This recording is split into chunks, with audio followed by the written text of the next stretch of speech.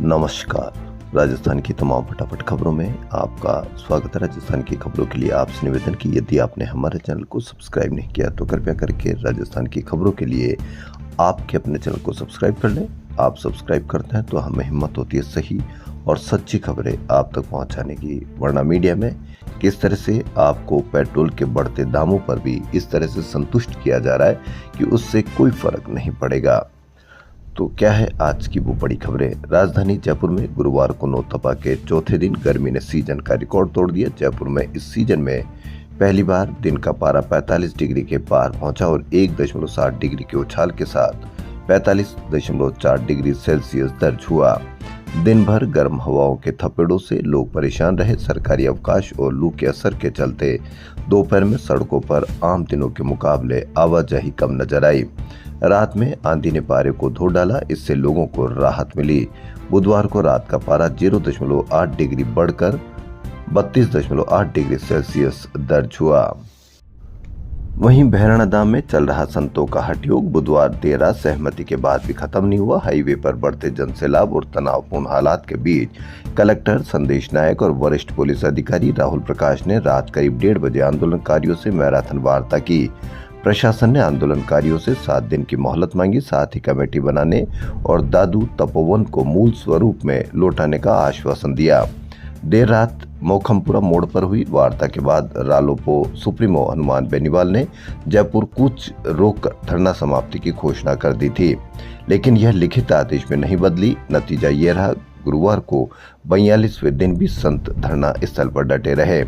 समिति के सचिव राम रतन दास और अन्य संतों ने कहा कि वे किसी मौखिक आश्वासन या झांसे में नहीं आएंगे। जब तक रिको निरस्त करने और बाकी मांगों को लेकर अधिकृत लिखित आदेश हाथ में नहीं आता, तब तक धरना स्थल से 1 इंच भी नहीं हटेंगे। समिति ने प्रशासन को चेतावनी दी कि ये 7 दिन आखिरी मौका है। वहीं किशनगढ़ से एक दुख भरी खबर। बोराड़ा थाना क्षेत्र के श्रीरामपुरा गांव में गुरुवार सुबह 4 की हत्या ने पूरे इलाके को दहला दिया। सड़क किनारे धधकती कार में पूर्व सरपंच राम सिंह चौधरी, उनकी मां और भांजी महिमा का शव मिला, जबकि राम सिंह की दूसरी पत्नी जिला परिषद सदस्य सुरज्ञान देवी का गला कटा अधजला शव खेत में पड़ा मिला। शुरुआत में मामला हादसे का लगा, लेकिन कुछ ही घंटों में पुलिस ने खुलासा कर दिया कि यह सुनियोजित हत्या है। पुलिस जांच के अनुसार परिवार में दूसरी शादी और घरेलू विवाद को लेकर लंबे समय से तनाव चल रहा था। आरोप है कि मां के साथ प्रताड़ना से नाराज 17 वर्षीय बेटे ने अपनी मां सुनीता और 19 वर्षीय बहन के साथ मिलकर चारों की धारदार हथियार से गला काटकर हत्या कर दी। इस मानसिक विकार से आप क्या समझते हैं? वह परिवार भी गया और वह बच्चा और उनकी बहन और उनकी माँ भी गई। इसलिए कुछ भी करने से पहले परिणाम को अवश्य देख लेना चाहिए, ताकि आने वाला भविष्य आपका बर्बाद तो नहीं हो रहा है। सहकारिता मंत्री गौतम कुमार दत्त के गालीकांड में अब तक चुप बैठी पुलिस गुरुवार को हरकत में आ गई। चित्तौड़गढ़ के डुंगला थाने में मंत्री दत्त के खिलाफ राजकार्य में बाधा का मामला दर्ज किया गया। गाली सुनने वाले थानेदार शैतान सिंह की ओर से दर्ज रिपोर्ट में मंत्री के अलावा एक पूर्व सरपंच और 2 अन्य लोग भी नामजद है। मामले की तफ्तीश के लिए फाइल सीआईडी को भेजी गई है। राजस्थान के 312 शहरों के 54 लाख आवासीय मकानों में अब दुकान, शोरूम और दूसरी वाणिज्यिक गतिविधियों की नई अनुमति नहीं मिलेगी। सरकार ने आवासीय भूखंडों में 17 तरह के स्वनियोजन व्यवसायों के नए लाइसेंस पर रोक लगा दी है। केवल 2017 या पुराने नियमों के तहत पहले से लाइसेंस ले चुके लोगों को ही रिन्यूअल की अनुमति मिलेगी। स्वायत्त शासन विभाग के अनुसार नए नियम तत्काल प्रभाव से लागू होंगे। ये फैसला ऐसे समय आया जब पिछली गहलोत सरकार ने प्रशासन शहरों के संग अभियान के दौरान बिल्डिंग बायलॉज में बदलाव कर आवासीय मकानों में बड़े पैमाने पर दुकानों और व्यावसायिक गतिविधियों के पट्टे दिए थे। मिक्स्ड लैंड यूज की अनुमति देकर 5 साल तक जमकर कॉमर्शियल स्वीकृतियां जारी हुई और लोगों को घर में ही रोजगार मिला। इससे आप इस अंदाजे से भी इसको मान सकते हैं कि यदि घर में रोजगार नहीं मिलेगा तो वह सरकार से आकर रोजगार मांगेंगे।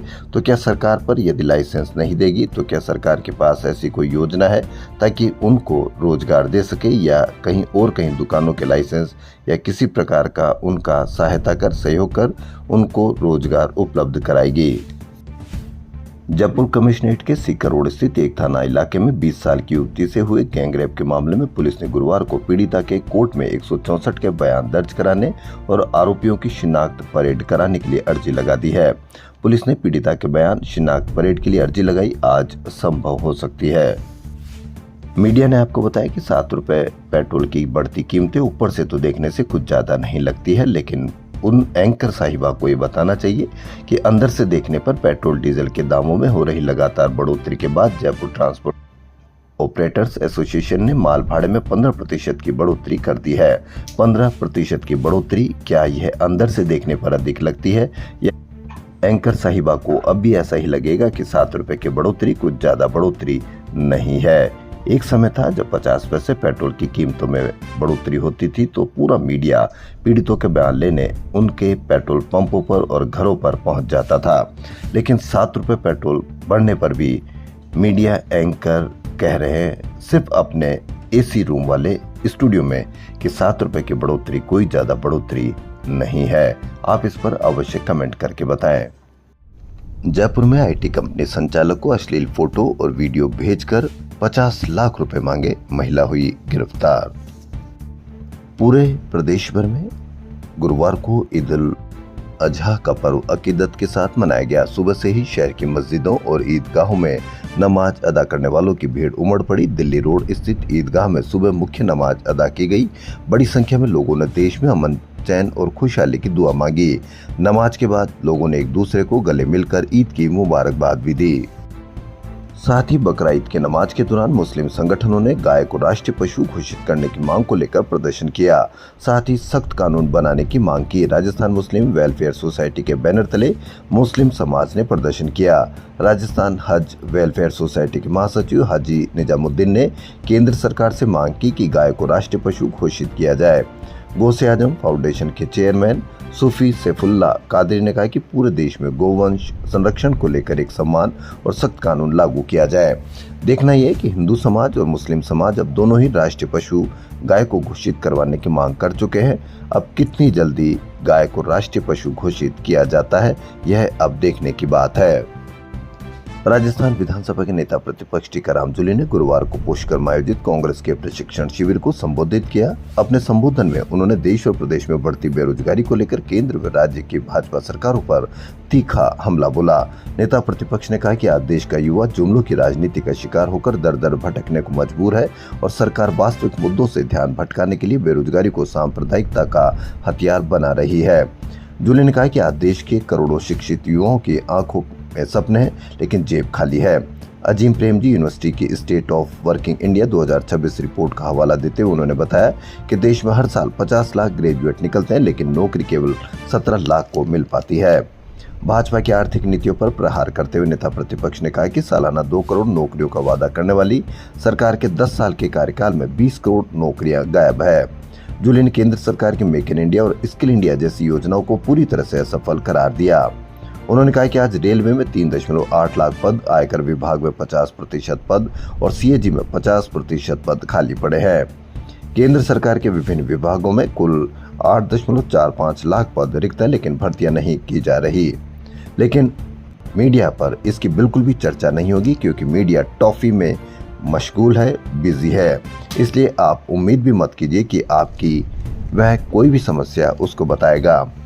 181 कितनी ताकत रखता है, कितनी पावर रखता है। कहीं पर भी आप कोई समस्या हो तो 181 पर आप शिकायत कीजिए, जरूर सरकार तक पहुंचेगी। इसका उदाहरण इस तरह से देख सकते हैं।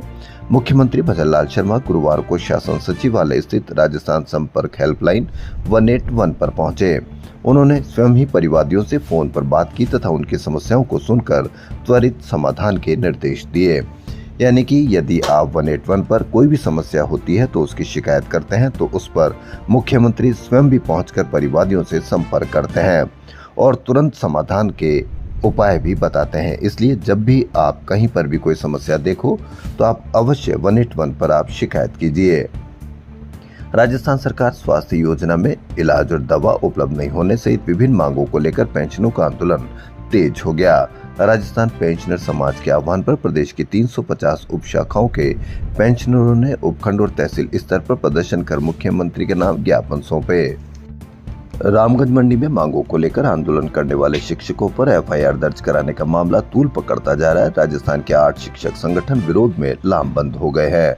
गुरुवार को जयपुर में बैठक हुई। बैठक में शिक्षकों पर दर्ज एफआईआर को वापस लेने की मांग की गई।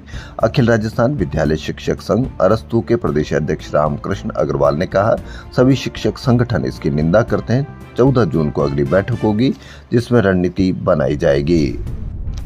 झुंझुनू के रसूलपुर अहिरान निवासी 19 वर्षीय जिज्ञांशु का सपना सेना में भर्ती होकर देश सेवा करने का था। सड़क हादसे के बाद भले ही उसका सपना अधूरा रह गया, लेकिन जाते जाते वह 3 लोगों की नई जिंदगी दे गया। ब्रेन डेड घोषित होने के बाद परिजनों की सहमति से बुधवार देर रात AIIMS Jodhpur, SMS medical college Jaipur एवं एसडीएमएच के डॉक्टरों की विशेषज्ञ टीम ने ऑर्गन ट्रांसप्लांट के लिए अंगों का रिट्रीवल किया। तो बड़ी खबर राजस्थान में फिलहाल इतना ही। राजस्थान की खबरों के लिए आपसे पुनः निवेदन, आपके अपने चैनल को सब्सक्राइब कर लें। धन्यवाद।